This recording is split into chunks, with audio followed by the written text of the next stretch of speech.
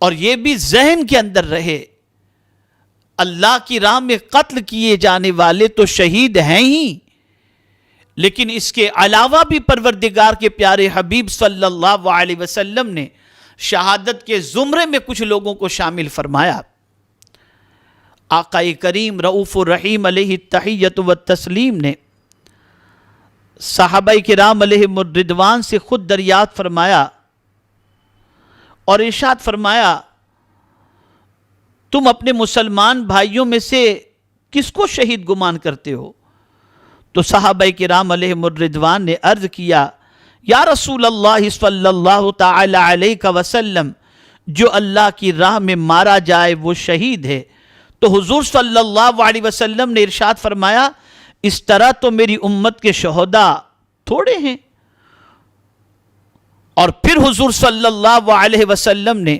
ارشاد فرمایا، جو اللہ کی راہ میں قتل ہو وہ شہید ہے،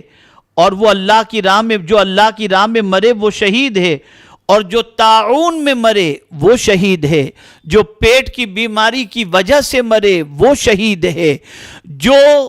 کسی عمارت کی دیوار کسی دیوار کے نیچے دب کر کے مر جائے وہ بھی شہید ہے، جو پانی میں ڈوب کر خودکشی نہ کرے،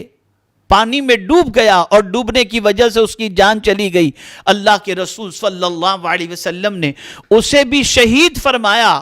اور مزید سماعت فرمائیں، ایک صحابی آقا کریم صلی اللہ علیہ وسلم کی خدمت میں حاضر آئے اور عرض کرنے لگے، یا رسول اللہ صلی اللہ تعالی علیہ وسلم، آپ میرے لیے دعا فرمائیں کہ اللہ رب العزت جل جلالہ مجھے شہادت کا مرتبہ عطا فرمائے۔ تو پیغمبر رحمت صلی اللہ علیہ وسلم نے ارشاد فرمایا کہ رات کو جب سویا کرو تو باوضو سویا کرو، اس لیے کہ شہادت کی تمنا اور آرزو لے کر جو صحابی حاضر تھے ان کی طاقت اتنی نہ تھی کہ وہ میدان جنگ میں جا کر راہ خدا میں جان نچھاور کر سکیں، اور آقا کریم صلی اللہ علیہ وسلم کی نگاہ نبوت نے یہ دیکھ بھی لیا تھا کہ ان کے لیے یہ موقع نہیں آنا، اس لیے پیغمبر رحمت صلی اللہ علیہ وسلم کا دربار وہ عظیم دربار ہے جہاں سے کسی کو لا کہنا سوال ہی نہیں ہوتا۔ اب مانگنے والے نے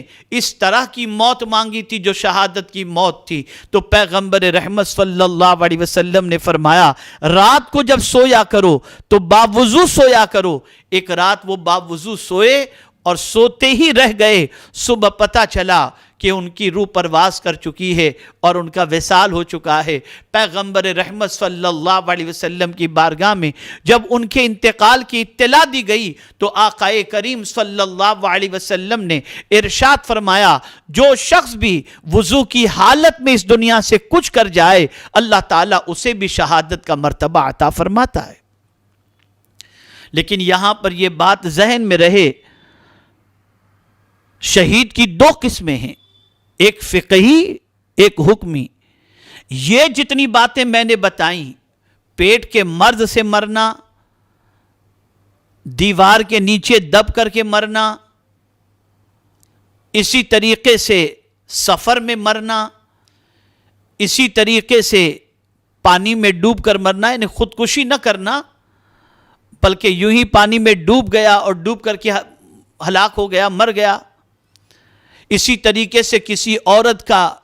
ڈیلیوری کے وقت مر جانا، زچگی کے عالم میں مر جانا، اسے بھی شہادت کا مرتبہ۔